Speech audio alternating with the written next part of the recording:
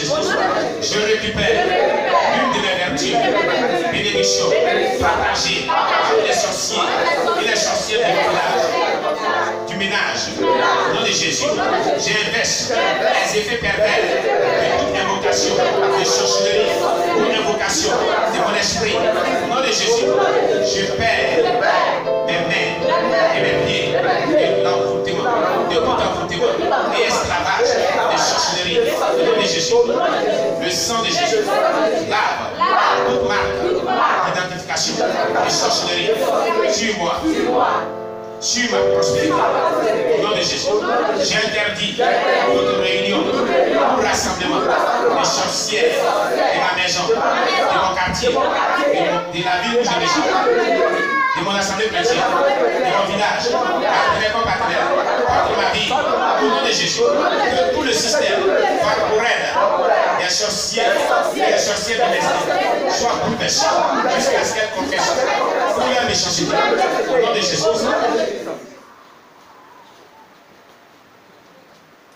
Que la miséricorde de Dieu les soit retirée de ces sorciers sorcières. Au nom de Jésus. Qu'il commence à couler le jour, comme dans l'épaisseur d'une nuit sombre. Au nom de Jésus. Que tout ce qui a travaillé pour eux commence à travailler contre eux. Au nom de Jésus. Qu'il n'ait pas de tissu pour couvrir les hontes. Au nom de Jésus. Que le plus grand nombre d'entre eux qui sont obstinément impénitents soient frappés par le soleil, le jour et par la lune, la nuit, au nom de Jésus. Que chaque pas qu'ils entreprennent les conduise à une plus grande destruction au nom de Jésus. Mais quant à moi, permets-moi d'habiter à le creux de tes mains au nom de Jésus. Que la bonté et la miséricorde de Dieu m'accordent maintenant même au nom de Jésus. Je bénis ton nom, ô Seigneur, pour m'avoir répondu et m'avoir exaucé. C'est toi qui as déclaré sur le livre de Luc, chapitre 11, verset 24. Tout ce que vous demanderez en priant, croyez que vous l'avez reçu et vous le verrez s'accomplir au nom de Jésus. Amen. On acclame le Seigneur.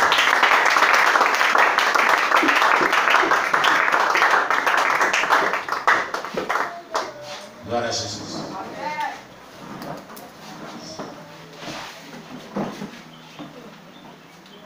Que Dieu vous bénisse.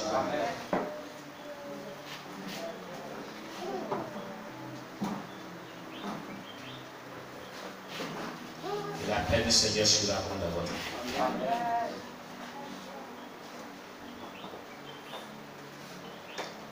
Nous sommes heureux de nous retrouver ce matin de ce dimanche. Nous rendons gloire à Dieu pour la vie de chaque personne. Amen, amen. La paix du Seigneur sera dans votre vie. Ce matin, nous allons continuer notre culte matinal. Je vais partager une exhortation très importante avec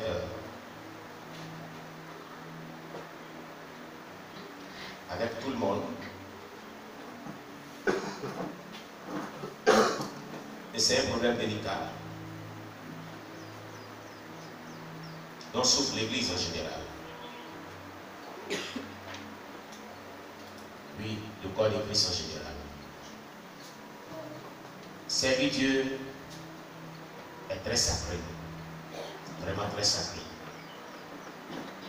Très sacré. Servir Dieu, si vous ne faites pas attention, et vous ne le servez pas comme Dieu le veut, vous attirez une très grande malédiction. À ne point fini. Un jugement de Dieu sur vous. C'est pourquoi tout ce que Dieu appelle à le servir, il doit beaucoup faire attention. Vraiment, il doit beaucoup faire attention. Nous avons partagé un message ce dimanche, ce samedi, un enseignement, disons, ce samedi.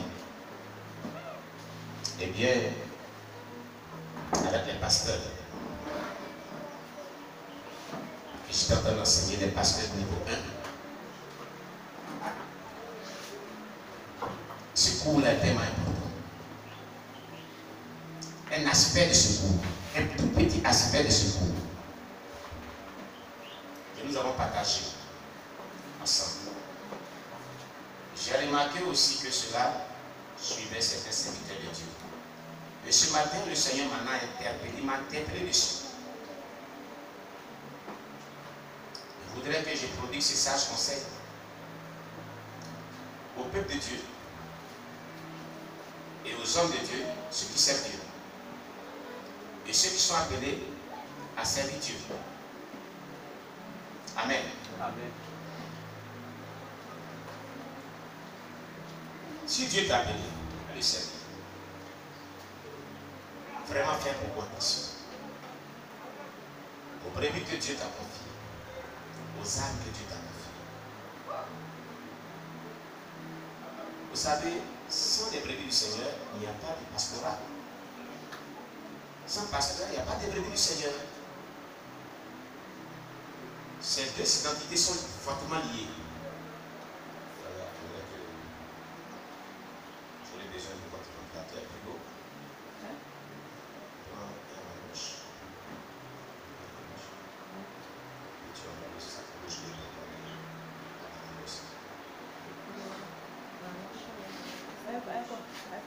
Ça bouge.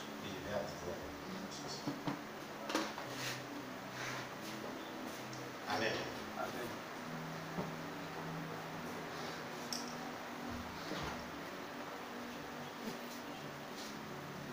Gloire à Jésus. Amen. Vous savez,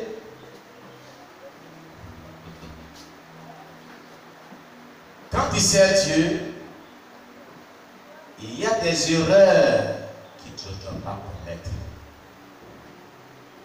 Si tu les commets, et que Dieu t'interpelle, et que Dieu t'interpelle, et que tu t'entêtes, c'est à vie.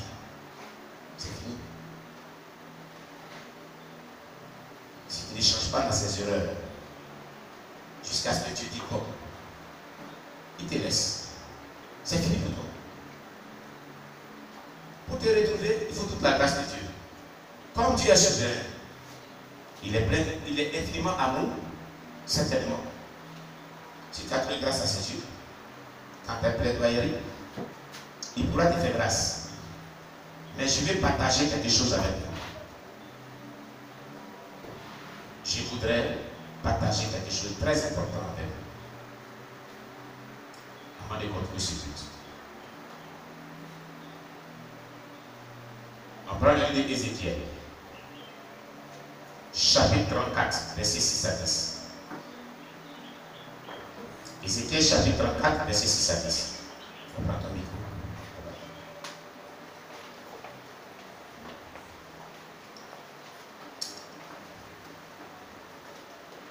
Ce que je vais partager avec vous est très important.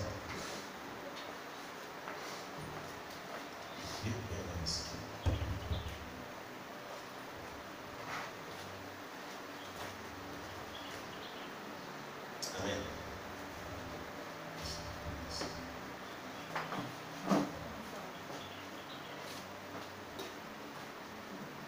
Gloire à Jésus.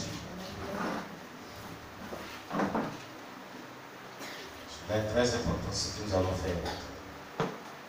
Ce dont nous allons parler maintenant. Très très important. On n'est pas encore arrivé, donc il faut le penser ça. S'il vient, on va voir ce qu'il peut faire. C'est pas plus fatigue, mais c'est ici. Et laisse là-dessus. Là, je suis un peu calme.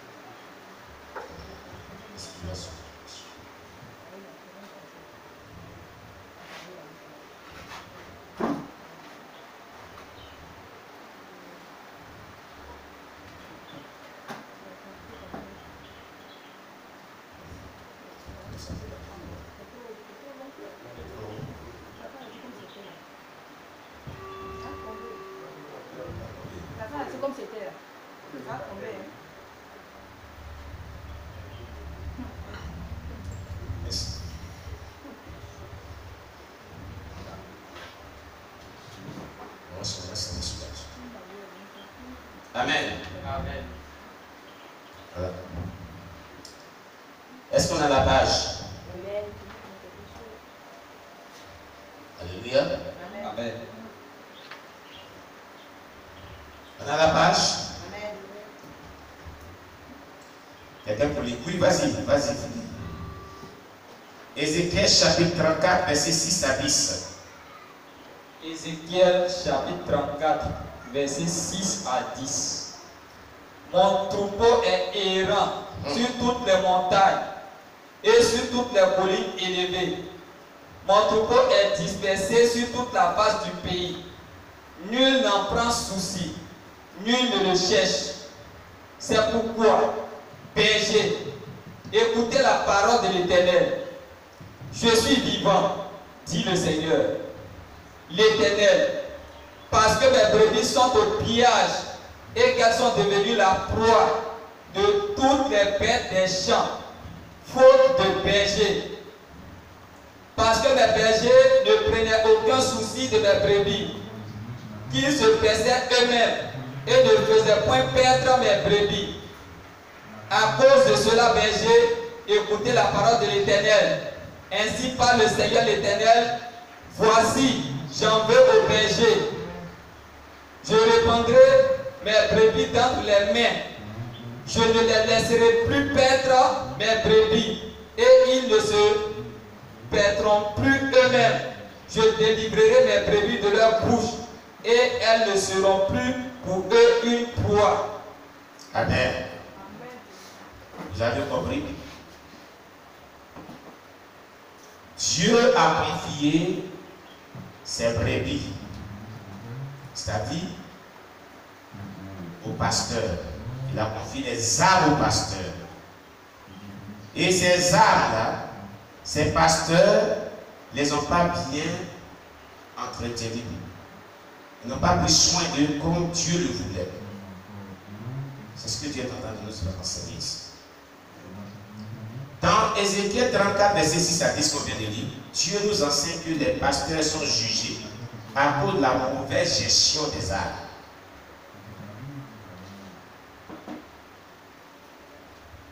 Que leur a confié l'Éternel. Amen. Ces pasteurs ont servi Dieu avec négligence et ont été malhonnêtes vis-à-vis du peuple de Dieu. Vous comprenez? Un jugement sévère contre les pasteurs négligents et malhonnêtes. Amen. Ils se pèsent eux-mêmes. Ça veut dire quoi? Ils escroquent le peuple de Dieu. Ils ne se soucient pas de l'œuvre de Dieu. Ils ne se soucient pas de l'état spirituel des âmes que Dieu les a confiés. Ils servent Dieu par intérêt.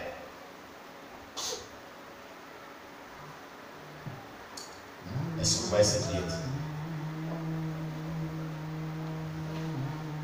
Dieu dit, ainsi parle le Seigneur l'Éternel, je reprendrai les brebis dans leurs mains, je ne les laisserai plus perdre mes brebis, et ils ne se perdront plus eux-mêmes.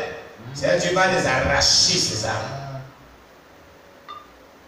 Et puis eux-mêmes là, ils ne vont plus se perdre. Si Dieu les arrache les âmes, Dieu va les confier à des personnes qui sont capables de les perdre. C'est pourquoi, quand vous êtes un homme de Dieu, un appelé, un pasteur ou un leader, à qui Dieu confie une âme ou des âmes, à pouvoir vraiment bien en prendre soin. Prenez soin de s'occuper de cette âme comme Dieu le veut. Et si vous êtes fidèle dans peu de choses que Dieu vous confie, Dieu vous confiera grand chose. C'est pourquoi quand une œuvre commence, Dieu envoie 2 ou 3 fidèles.